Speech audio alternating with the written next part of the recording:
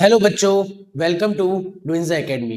Previous section में हमने जाना कि कंजर्वेटिज्म के बारे में जाना। कंजर्वेटिव रिजीम मतलब कंजर्वेटिव का शासन कैसे इमर्ज होता है इन 1815 के बाद में, जब नेपोलियन से उसकी सारी डायनेस्टी को कैप्चर करना, ट्रीटी ऑफ वियना के तरह कुछ कंट्रीज का एक साथ मिलना और मीटिंग करना, और कैसे ब्रिटेन, रशिया, प्रूशिया, ऑस्ट्रिया का साथ में आना, मैटरनिच का होल्ड करना, और कैसे मोनार्क को वहां से निकालना और कंजर्वेटिव्स का शासन बनना। मैंने बताया था कंजर्वेटिव्स क्या होते हैं, जो पुरानी सोच रखने वाले होते हैं, जो एक जैसी सोच, जो चीजों को चेंज करना नहीं चाहते और चेंज वही करेंगे जिससे उनको प्रॉफिटेबल है। इसके बाद में हमने थोड़ा गुज़ेपी मैज़िनी के बारे में बताया। गुज़ेपी मैज़िनी एक इटालियन रिवोल्यूशनरिस्ट था जिसने कहीं ना कहीं कंजर्वेटिव के सामने होकर उनका सामना किया, बट वो एक उनके जैसा ही एक मोनार्क था, एक एरिस्टोक्रेट्स था, तो उसको अंडरग्राउंड होना पड़ा। बट उनको ऐसा लग रहा है कि जो मोनार्क और जो भी ऑटोक्रेट्स है या जो टायरेनी, जो तानाशाही चल रही है, वो बहुत गलत है। इसने सामना किया। गुज़ी भी मैंने बताया 1805 में जिनोवा में पैदा हुआ, जिस जो खुद कहीं ना कहीं एक यंग सोसाइटी या सोसाइटी सीरियस एजेंट था, स्पाई एजेंट था, और बाद में समय के साथ साथ उसने अपनी खुद की दो यंग सोसाइटी दो बनाई, एक तो मर्सिलीज और एक बर्न, और बाद में कहीं ना कहीं इटली को एक स्टेप दिया रेवोल्यूशनिस्ट का। कंप्लीट इस इटली को नेशनलिज्म नहीं करा पाया, क्योंकि लास्ट में जाके हम इटली का नेशनलिज्म के बारे में सोचेंगे, बट कुछ हद तक उन्होंने एक फ्रेमवर्क तैयार किया इटली के लिए कि कैसे इटली को नेशनलिज्म होना चाहिए। उसी के रेस्पेक्ट में आपको बात याद रखनी है, जो ड्यूक मेटरनिच ने द मोस्ट एनिमी और सोशल ऑर्डर उसके बारे में बोला। अब पार्ट थर्ड के चलते बैक से making of nationalism Europe, the age of revolution 1830 to 48। ये जो 18 ईयर्स का जो रेवोल्यूशन है, यहाँ क्या क्या हुआ था यूरोप के अंदर, हंगर हार्डशिप के देखेंगे, लिबरल नेशनलिस्ट कैसे इमर्ज होंगे, कंजर्वेटिज्म कैसे अपने आप को और एक्सपांड करेंगे। तो इसके फर्स्ट पार्ट में एक चीज बोलिए, the France upheaval took place France July 1890। The France upheaval took place France in July 1830। सबसे पहले फ्रांस के अंदर 1830 के अंदर, जुलाई 1813 के अंदर सबसे पहले स्पार्क चलती है रेवोल्यूशनरीज की। मैं फिर बोल रहा हूं कि फ्रांस एकमात्र देश नहीं था, फ्रांस एक बाकी देशों के लिए, बाकी यूरोपियन कंट्री के लिए एक इंस्पिरेशन था कि कैसे फ्रांस ने अपने यहाँ पे नेशनलिज्म को एक्सपांड किया, वैसे ही बाकी यूरोपियन कंट्रीज ने अपने आप को और ज्यादा रीइमर्ज किया। तो इसलिए ये लाइन बोलिए, और इसके लिए मैटरनिच ने आपके पेपर में लाइन आ सकती है, when France is snitch Europe catches cold. जब फ्रांस को खांसी आई तो पूरे यूरोप को कोल्ड हो गया या पूरे यूरोप को जुकाम हो गया। और ये बात सही है कि फ्रांस ने अपने यहाँ पे जो एक माइलस्टोन सेट किया, फ्रांस ने जैसे लिबर्टी, इक्विटी के बारे में बताया, वैसे यूरोपियन कंट्रीज में चाहती थी कि हम भी हमारे देश को फ्रांस जैसा बनाए। फ्रांस एक बेंचमार्क था, और कैसे फ्रांस अपने आप को वापस एक कंसल्ट करता है। और इसी के साथ हम तुम्हें इसके अंदर एक और टॉपिक है, ट्रीटी ऑफ कॉन्स्टेंटपोल। ट्रीटी ऑफ कॉन्स्टेंटपोल क्या थी? 1832 के अंदर वहां ग्रीक वॉज इंडिपेंडेंट। ग्रीस नाम का देश है, जो ग्रीक, वहां के जो लोग होते हैं उनको ग्रीक बोलते हैं, और जो ग्रीस है वो ग्रीस आजाद हुआ था। अब आप बोलोगे ग्रीस कैसे आजाद हुआ? क्या ग्रीस ने कुछ नेशनल वायलेंट स्टेप अपनाया? क्या ग्रीस ने ओनली वेपन्स अपनाए? तो हम इसके नेक्स्ट टॉपिक में पढ़ेंगे। Greece was used to the romanticism theory. Romanticism theory मतलब देश के प्रति प्रेम की भावना की हेल्प से ग्रीस ने अपने आप को नेशनलिज्म दिलाया। अब आप बोलोगे सर ग्रीस कहाँ था?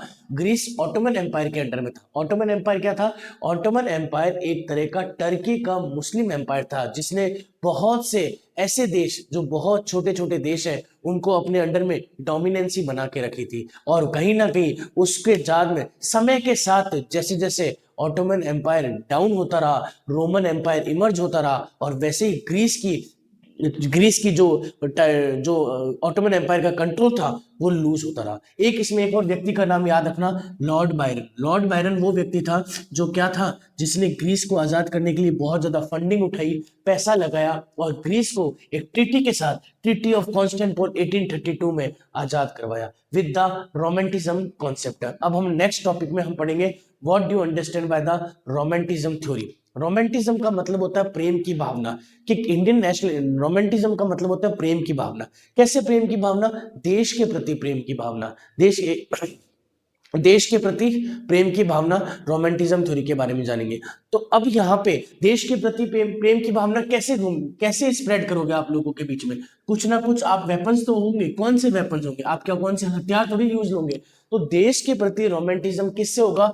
आपके कल्चर से, आपके कल्चर से। सेकंड क्या होगा? लैंग्वेज।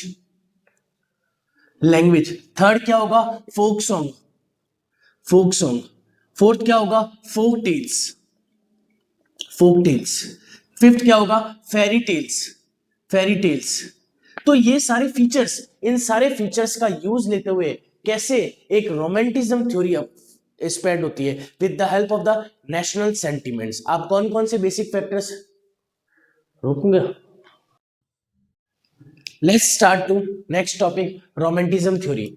रोमांटिज्म थ्योरी का मतलब होता है प्रेम, रोमांस का मतलब होता है प्रेम, बट यहां प्रेम की भावना है नेशनल फीलिंग, कि आपकी देश के प्रति कैसी फीलिंग रहती है। अब ये नेशनल फीलिंग्स के प्रति रोमांटिज्म थ्योरी को स्प्रेड करने का बहुत से कल्चर वेपन्स है। जैसे वेपन्स होते हैं कल्चर, आपका लैंग्वेज, आपके फोक सॉन्ग, आपके फोक टेल, आपके फेरी टेल्स। तो ये सारे फैक्टर्स जो होते हैं कहीं ना कहीं रोमांटिज्म थ्योरी को स्प्रेड करने में दर्शाते हैं। ये दो आपको याद रखने हैं, पोलेनाइज एंड मेजुका। ये दो आपके जो सॉन्ग है, जर्मन सॉन्ग है, जिसके कारण से रोमांटिज्म थ्योरी को स्प्रेड किया गया, और कैसे एक रोमांटिज्म थ्योरी किसी एक देश को अपने ही देश के अंदर बाहर निकालती है, और बाद में with the help of romanticism theory वो देश अपने आप को उसकी टेरिटरी में एग्जिस्ट कर पाता है। तो यहाँ पे हम किसकी बात कर रहे हैं? पोलैंड। पोलैंड मीन्स क्या होता? एक टाइम था जब पोलैंड रशिया का पार्ट हुआ करता था, बट कहीं ना कहीं ये कुछ डिफरेंसेस आने के कारण तो पोलैंड को रशिया की डोमिनेंस से बाहर निकाला गया। जो पोलैंड की पॉलिश लैंग्वेज है उसको हटा के रशियन लैंग्वेज को आगे लाया गया। जो पोलैंड के जो भी कल्चर्स है उनको हटा के जो भी रशिया के जो भी कल्चर है उनको आगे स्प्रेड किया गया। तो कुछ पोलैंड ने बहुत से इंस्ट्रूमेंट, ओपेरा का यूज लेके, in culture, in folk song, in folk tale, in fairy tales का यूज लेके, without any violence, without any weapons, सिर्फ इन फैक्टर्स का यूज लेके, और सबसे बड़ा फैक्टर है लैंग्वेज, अपनी भाषा का यूज लेके कैसे रशियन डोमिनेंस पे अपना अपना वर्चस्व दिखाया, अपनी डिग्निटी दिखाई, और अपने आप को उसके आगे रखा, और रशियन डोमिनेंस के अगेंस्ट एक स्ट्रगल रखा पॉलिश लैंग्वेज। अब जॉन फायर्ड, लॉर्ड बायरन, कैरल कोनबेंसी, इनको आपको याद रखना है। ये एक फेमस पोइट थे जिन्होंने रोमांटिज्म थ्योरी पे अपना अपना पॉइंट ऑफ व्यूज दिया है, जिसके कारण से रोमांटिज्म थ्योरी आज इतना एक्सपांड हुई है। तो रोमांटिज्म थ्योरी क्या है? एक national feeling for your country with the help of the folk song, fairy tales, culture, language, and the main contribute of this philosopher thinker name is John Gottfried, Lord Byron, and Karol Pinsky.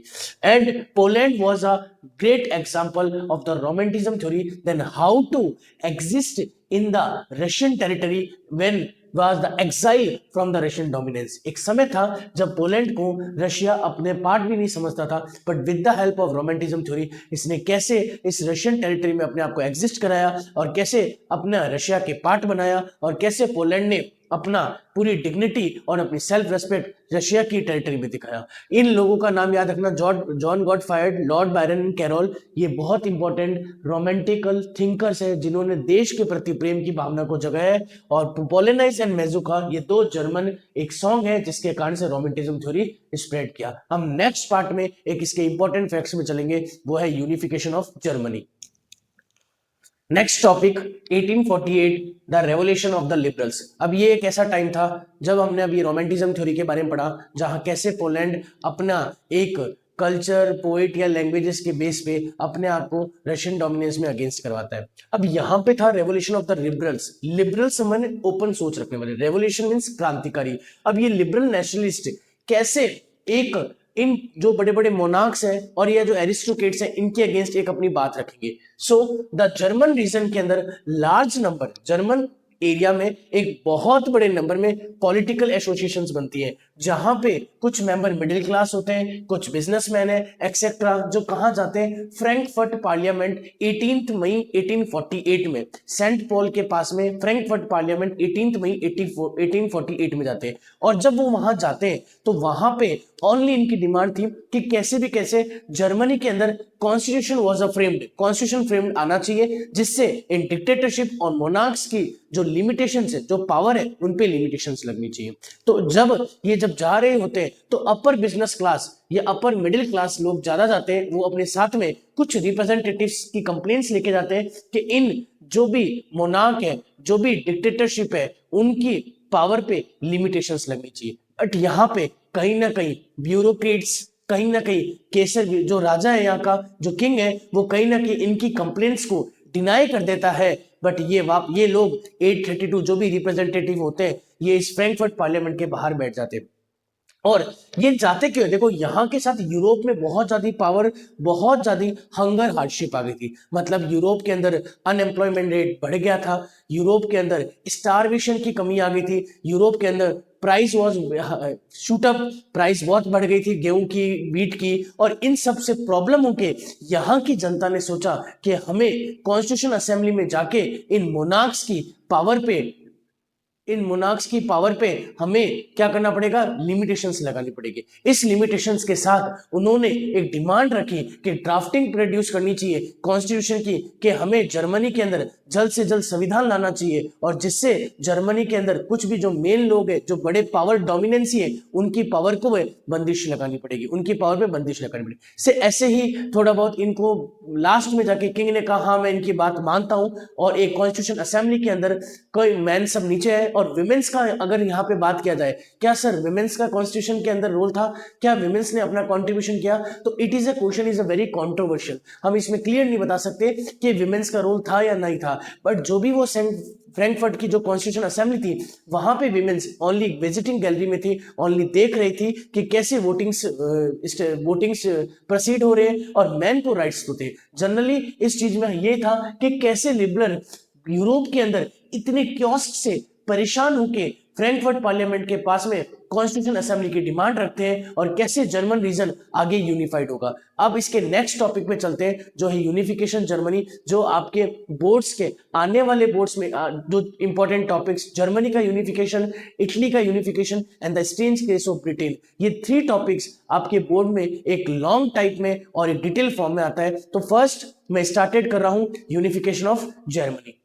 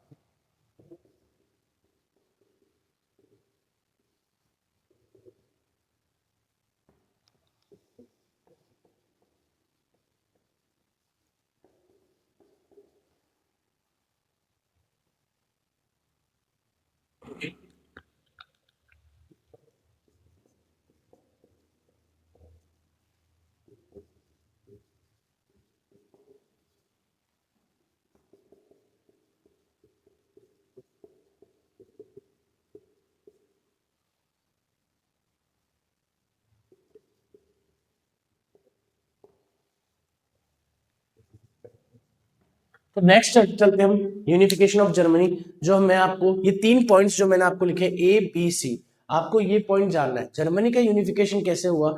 Germany का unification means, अब जो 4th point है जो Germany का unification, अब जैसे जैसे समय के साथ हम चल रहे हैं, साइकिल ऑफ रेवोल्यूशंस बढ़ रही है, तो यहाँ पे क्या करेंगे, यहाँ पे कुछ किंग्स होंगे ना, वो क्या करेंगे, अपनी पावर को डाइल्यूट कर देंगे या अपनी पावर को कंसंट्रेट कर देंगे। कंसंट्रेट का मतलब वो सोचेंगे कि यहाँ के लोग हमें यहाँ से निकाले, इससे अच्छा हम अपनी पावर को बहुत ज्यादा कंसंट्रेट कर देते हैं। कंसंट्रेट का कहने का मतलब है कि यहाँ पे कुछ लोग अगर स्पेशल ऑटोनॉमी की डिमांड करें, ऑटोनॉमी का मतलब होता है अपने ही रीजन पे डिमांड रखना, हमने देश की अपनी डिमांड रखना। जैसे जर्मनी उनका देश है, मैंने बोला अभी कि यूरोप के अंदर बहुत ज्यादा स्टारवेशन आई थी, बहुत ज्यादा भुखमरी आई थी, तो यूरोप के लिबरल्स क्या करते हैं, फ्रैंकफर्ट पार्लियामेंट जाते हैं सेंट पॉल के आसपास, और वहां पे कॉन्स्टिट्यूशन का फ्रेम डिमांड रखते हैं। तो कहीं ना कहीं लास्ट में आके जो यहाँ का किंग है वो इनकी बातों को सुनता है, सोचता है कि अगर हम कुछ इनके लिए ऐसा करें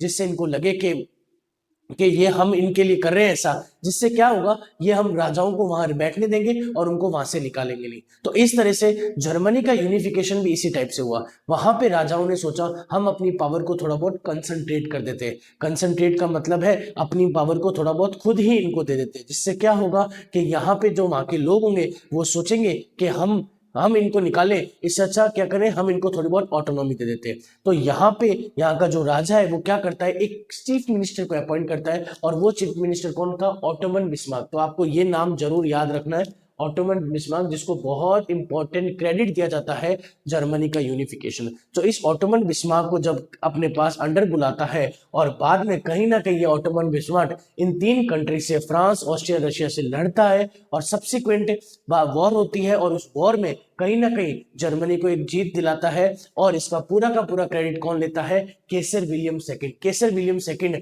18 जनवरी 1871 में कोल्ड मॉर्निंग में प्रोक्लेम करता है कि जर्मनी वाज अ यूनिफाइड। बस सच अ कंडीशन, एक कंडीशन डालते हैं। मैंने आपको बोला था Germany was a part of the Persian empire. उसने ये बोला था कि मोस्ट ऑफ द जर्मनी की कंडीशंस है, जो मोस्ट इंपॉर्टेंट डिसीजंस है जर्मनी के, बैंकिंग से रिलेटेड क्या, करेंसी से रिलेटेड क्या, वो सारा का सारा पोर्शन डिसाइड करेंगे। बट जर्मनी को एक डोमिनेंट स्टेट दिया जाएगा। तो आपको क्या याद रखना है, 18 मई 1871 डेट याद रखनी है, क्योंकि इस टाइम जर्मनी का यूनिफिकेशन हुआ था। क्या याद रखना है, ऑटोमन बिस्मार्क का नाम याद रखना है, क्योंकि ऑटोमन बिस्मार्क इसको आजाद दिलाने वाला व्यक्ति था, चीफ मिनिस्टर था। और किसने किसे अपॉइंट किया था, केसर विलियम फर्स्ट ने ये डिक्लेयर, प्रोक्लेम का मतलब होता है डिक्लेयर करना। कब डिक्लेयर किया था, 18 जनवरी 1871, जहां जर्मनी ने इन तीन देशों को हराया था, फ्रांस, ऑस्ट्रिया, रशिया। और बाद में इन सब्सिक्वेंट ईयर के बाद में जर्मनी का most of the banking system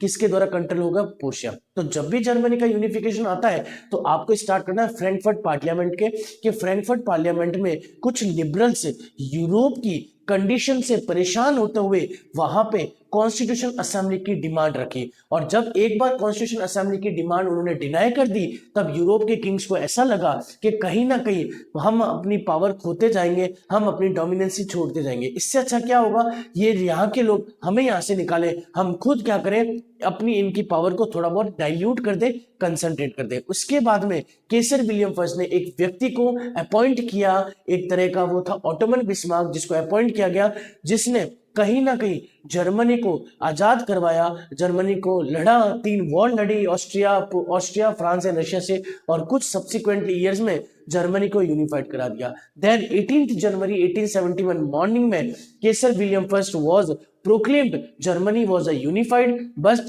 most of the Germany's states was controlled by the Persian empire. जैसे जर्मनी की करेंसी क्या रहेगी, जर्मनी का बैंकिंग सिस्टम क्या रहेगा, जर्मनी का डिफेंस क्या रहेगी, जर्मनी में जो भी मेन कॉन्सेप्ट है, मेन पॉइंट्स है, वो सारे के सारे कौन डील करेगा, पर्शियन एम्पायर। मतलब कहने का मतलब है जर्मनी को एक डोमिनेंट स्टेट डिक्लेयर कर दिया गया। Let's start to next topic, to the unification of Italy. Let's start to next topic very important in boards 2026, the Italy unification. Italy unification कैसे, इटली भी एक जर्मनी की तरह ही कुछ फ्रेगमेंटेशन में डिवाइडेड था। इटली भी बहुत पॉलिटिकल फ्रेगमेंटेशन में डिवाइड था। पॉलिटिकल फ्रेगमेंटेशन का मतलब है इटली भी एक तरह का बहुत बड़ा ऐसे ग्रुप में विखंडन था, ऐसे मान सकते हो कि ऊपर अलग था, नीचे अलग था, और नीचे अलग था। तो Italy is also the divided to the political fragmentation and kingdoms. जैसे ऊपर था सेडानिया पिडामोंट, नीचे था पॉप्स, और नीचे था द किंग ऑफ सिलिसिस। तो कहीं ना कहीं अगर आप बोलोगे तो इटली भी फ्रेगमेंट्स, किंगडम, कैंटून्स। तो इटली को भी यूनिफिकेशन होना था, जैसे जर्मनी का यूनिफाइड हुआ वैसे इटली का यूनिफिकेशन हुआ। तो इटली में यूनिफिकेशन के लिए सबसे इंपॉर्टेंट है, इटली कंप्राइज 7 स्टेट, वो 7 राज्यों में डिवाइडेड था। बट आपको मेन याद रखना है कि जो इटली का खुद का प्रिंसली स्टेट था ना, वो कौन सा था, सेडानिया पिडामोंट। सेडानिया पिडामोंट इटली की खुद की प्रिंसली स्टेट थी। बाकी जो इटली था वो कहीं ना कहीं कैप्चर के थ्रू बनाया हुआ था या किंगडम्स के थ्रू डिवाइडेशन था। तो इटली का यूनिफिकेशन इतना कोई ज्यादा इंपॉर्टेंट नहीं था। नेक्स्ट है the movements from unification was Italy was CM Cavour. अब ये जो केवॉर था ना, ये एक डिप्लोमेटिक, फ्रांस का एक डिप्लोमेटिक रिलेशन था, फ्रांस का ये एक डिप्लोमेटिक एजेंट्स था, जो क्या था, इटली में जनरली फ्रांस का जो ट्रेड होता था फ्रांस इटली के बीच में, तो कहीं ना कहीं कि विक्टर इमैनुअल सेकंड ने केवॉर को बुलाया, क्योंकि इटली में इटालियन भाषा से ज्यादा फ्रेंच भाषा बोली जाती थी। और ये एक उसका फ्रेंड था, डिप्लोमेटिक रिलेशन था इसका, एक अच्छा फ्रेंडशिप रिलेशन था। इसको फ्रांस से बुलाया और कहा कि एक प्रॉपर तरीके से एक प्रॉपर फ्रेमवर्क बना जिससे इटली का यूनिफिकेशन हो। और with the diplomatic relationship between the Victor Emmanuel and Cavour, the Italy movement unified and assistant, इसको असिस्ट किसने किया? तो वो था गुजिपी गारबार्डली। याद रखना, गुजिपी मैजिनी नहीं है, Giuseppe Mazzini is the one such a reformer या one such a conservatives. It can path of the liberalization, it can path of the unification of the Italy. Giuseppe Mazzini ने अपना एक स्टेप लिया था Italy का unification में, but वो अपने स्टेप में सक्सेस नहीं हो पाया क्योंकि वो एक स्पाई एजेंट की तरह काम कर रहा था। But with the help of Cavour, Cavour को असिस्टेंस दिया, इसने सपोर्ट दिया गुजिपी गारबाल्डी ने। क्यों दिया? क्योंकि विक्टर इमैनुअल के कहने पे। और केवोर कौन था? एक तरह का डिप्लोमेट्स था जो कहीं ना कहीं इटली के अंदर इटली की भाषा से ज्यादा फ्रेंच बोला जाता था। तो उसको बुलाया और इटली ने कहीं ना कहीं इटली ने वॉर लड़े, कुछ 3 साल सब्सिक्वेंट 3 ईयर तक वॉर लड़े और कहीं ना कहीं सेडानिया पोडामोंट आजाद हो गया। पॉप्स, अब आप बोलोगे सर ये पॉप्स क्या होते हैं? पॉप्स जनरली एक तरह के चर्च के हायर ऑथोरिटी होते हैं जो चर्च को कंट्रोल करते हैं। तो ये ऊपर सेडानिया पोडामोंट है ना न्यू सेलिसियस है, इन दोनों से वॉर की इटली ने, और पॉप्स इनके खौफ, इनको फियर को देके अपने आप ही छोड़ देते हैं। तो लास्ट पॉइंट है 1861 के दौरान विक्टर इमैनुअल सेकंड ने डिक्लेयर कर दिया the king of the unified Italy. तो आपको इसमें ध्यान रखना है कि इटली भी एक पॉलिटिकल फ्रेगमेंटेशन में डिवाइड था। Italy was divided by the 7 state, the northern side was the Sardinia Piedmont, the middle is the Pope's and the south is a two Sicilies. Then next Sardinia Piedmont was governed by the inter Italy वादा। ये वाला जो area है ना, वहां का Italy खुद princely का राजा था वो इसको ओन करता था। इसके बाद में विक्टर इमैनुअल सेकंड जो था, इसने क्या करा, केवोर से अच्छी फ्रेंडशिप थी तो केवोर को बुलाया। केवोर क्या था? एक फ्रांस का डिप्लोमेट था जिसने इटली में आके कहीं ना कहीं with the assist of the Giuseppe Garibaldi और इटली को 1861 में यूनिफाइड कराया और इस तरह से इटली भी 1861 में यूनिफाइड हो गया। बट यूरोपियंस की जो पॉपुलेशन है वो बहुत ज्यादा इलिटरेट थी, तो उनको ये समझ नहीं आ रहा था, बट वो साथ साथ जा रहे थे और ला इटालिया का नारा लगा रहे थे। जब किसी ने पूछा कौन था तो क्या ये एक विक्टर इमैनुअल की वाइफ थी। तो ये एक छोटा सा टॉपिक है जिसमें आपको सेडानिया पोडामोंट याद रखना है, आपको गुजिपी गारबाल्डी याद रखना है जिसने असिस्ट किया था केवोर को, और विक्टर इमैनुअल सेकंड याद रखना है, और 1861 जहां पे इटली का यूनिफिकेशन हुआ। ये लड़ाई करते हैं पॉप्स देर, इन दोनों की लड़ाई को देख के अपने आप छोड़ देते हैं मिडिल वाला हिस्सा, और ऊपर इनकी 3 साल तक लड़ाई चलती है और इस तरह का इटली का यूनिफिकेशन हुआ। Let's start to last topic, the strange case of Britain. Let's start to last topic, the strange case of Britain. अब ये जो टॉपिक है स्ट्रेंज केस ऑफ ब्रिटेन, यहां बताया गया कि स्ट्रेंज केस ऑफ ब्रिटेन क्या है। क्या ब्रिटेन पहले से था? तो ब्रिटेन क्या था, पहले से ही एथनिक डिवीजन में डिवाइड था। एथनिक डिवीजन का मतलब क्या होता है कि जब कोई कल्चर अपने कल्चरल फॉर्म में डिवाइड था, जैसे वेल्स था, वेल्स में स्कॉटिश था, स्कॉटलैंड इंग्लिश था इंग्लैंड में, और आयरिश था आयरलैंड में। तो ये 4 भागों में डिवाइड था ब्रिटेन। अब यहाँ पे सबसे ज्यादा डोमिनेंसी कौन करे? English means England. और कैसे इंग्लैंड अपने आप को डोमिनेंस करता है, कैसे इंग्लिश पार्लियामेंट अपने अकॉर्डिंग सारी पावर्स को समराइज करता है, कैसे वो डोमिनेंसी दिखाता है, इसके अंदर यही है। बट यहाँ पे एक चीज याद रखना, एक एक्ट ऑफ यूनियन लेके आता है 1707 में, जहां पे इंग्लैंड और स्कॉटलैंड दोनों मिलके फॉर्मेशन करते हैं United kingdom of great Britain. बस इतना ही ध्यान में रखना है कि एक 1707 में एक्ट ऑफ यूनियन आता है, वो क्या बनाता है? United kingdom of the great Britain. तो स्ट्रेंज केस ऑफ ब्रिटेन ज्यादा इंपॉर्टेंट नहीं है, ओनली सिर्फ ये एक पॉइंट इंपॉर्टेंट है जहां पे 1707 यूनियन के तहत इंग्लैंड स्कॉटलैंड मिलकर एक United kingdom of great Britain बनता है। उसके बाद में कुछ समय बाद में इंग्लैंड क्या, स्कॉटलैंड क्या और आयरलैंड क्या, ये तीनों मिलके आपको एक यूनाइटेड किंगडम बना देते हैं। बट एक चीज याद रखना, आयरलैंड क्या था? एक छोटा सा देश था। उसको क्या करते हैं, वहां पे कैथोलिक एंड प्रोटेस्टेंट 2 भागों में डिवाइड थे। ये क्रिश्चियंस कम्युनिटी की 2 रिलीजन्स है, सब रिलीजन्स है, कैथोलिक एंड प्रोटेस्टेंट। अब कैथोलिक एंड प्रोटेस्टेंट, कैथोलिक का ज्यादा होने का, प्रोटेस्टेंट का सपोर्ट करते हैं कौन? इंग्लिश मेंबर, इंग्लैंड, और कैथोलिक को अपने अंडर में डोमिनेट करते हैं, और आयरलैंड कहीं का अपने साथ जोड़ के England plus Scotland plus Ireland बन जाता है यूनाइटेड किंगडम। तो आपको ध्यान में क्या रखना है, 1707, जहां इंग्लैंड और स्कॉटलैंड बन के United kingdom of great Britain पढ़ाते हैं। नेक्स्ट इसका जो लास्ट टॉपिक है वो है विजुअलाइजिंग अ नेशन, कि आप किसी देश को कैसे विजुअलाइज करते हो और विजुअलाइज कैसे करते हो। और इसके अंदर पहले मैं एक टॉपिक लिखता हूं, विजुअलाइजेशन ऑफ नेशन,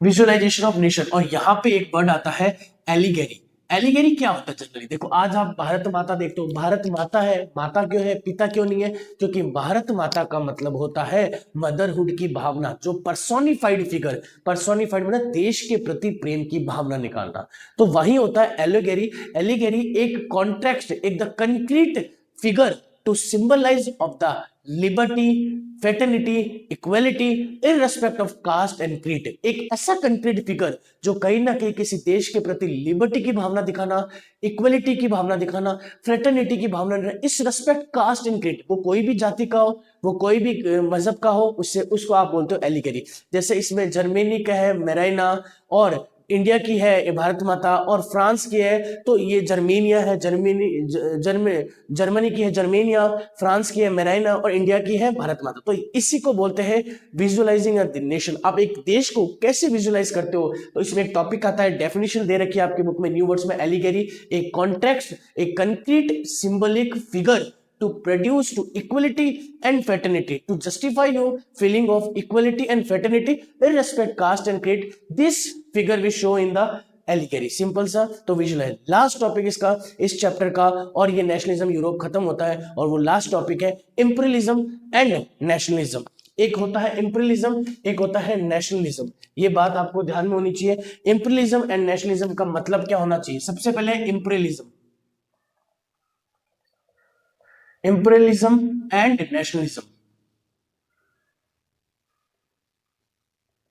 देखो हमने अभी तक जो भी चीज पढ़ी वो पढ़ी नेशनलिज्म, और नेशनलिज्म के पता होता है देश के प्रति भावना रखना, और हमने पढ़ा rise of nationalism of the Europe. Imperialism का मतलब होता है साम्राज्यवाद फैलाना, जब देश एक दूसरे से लड़के आजाद हो गया, अब वो अपनी टेरिटरी के लिए लड़ रहा है, अपनी लैंड के लिए लड़ रहा है, तो ये टॉपिक क्या आता है? इंपीरियलिज्म। और यहाँ पे एक मुद्दा पढ़ के जाना जो था बाल्कन कंट्रीज। अब आप बोलोगे सर बाल्कन कंट्रीज क्या थी? बाल्कन कंट्रीज एक छोटा सा कंट्री था जहां पे मेडिटेरियन आइलैंड के आसपास एक देश है बाल्कन कंट्रीज, जो आज के फॉर्म में ऑलमोस्ट 100 कंट्रीज या 32 कंट्री 50 कंट्रीज मिलकर बाल्कन कंट्रीज बन गया, जैसे मैसेडोनिया, बोल्विया, जॉर्जिया, ये मिलके बाल्कन कंट्रीज होगी। तो यहाँ पे क्या थी? कुछ सुपर पावर्स थी। वो सुपर पावर्स कौन सी है? जैसे यहाँ रशिया सुपर पावर है, यहाँ पे अमेरिका सुपर पावर है, यहाँ पे ऑस्ट्रेलिया पावर है, यहाँ जर्मनी है। ये सब के सब इस मेडिटेरियन सी पे क्या करना था? अपना डोमिनेंस दिखाना चाहते थे। और मेडिटेरियन सी के पास कौन सा एक देश बैठा है? बाल्कन्स। तो बस यही सबसे बड़ा इंपीरियलिज्म की भावना होगी। तो सर कहोगे सर ये सब सुपर पावर इस मेडिटेरियन सी के पीछे क्यों पड़े? क्योंकि यहाँ पे लैंड है, यहाँ पे रिसोर्सेज है, यहाँ पे मिनरल्स है, और एक ट्रेडिंग का सबसे बड़ा रास्ता मिल जाता है, ट्रेडिंग का सबसे बड़ा रूट बन जाता है। इसलिए ये कंट्रीज इसको कैप्चर करना चाहते हैं बाल्कन कंट्रीज, और इसलिए imperialism is more dominant to the nationalism एम। एक अपने साम्राज्यवाद बढ़ाना ज्यादा इंपैक्टफुल हो गया तो कंपेयर टू द नेशनलिज्म। तो यहां ओनली बाल्कन कंट्रीज के बारे में जानना है, ये एक टेंशन का सबसे बड़ा कंफ्लिक्ट रीजन हो जाता है एक सुपर पावर्स के लिए। So thank you, the end of the all the making of nationalism of Europe. Thank you. Let's start to next chapter. Tomorrow will be started to next chapter.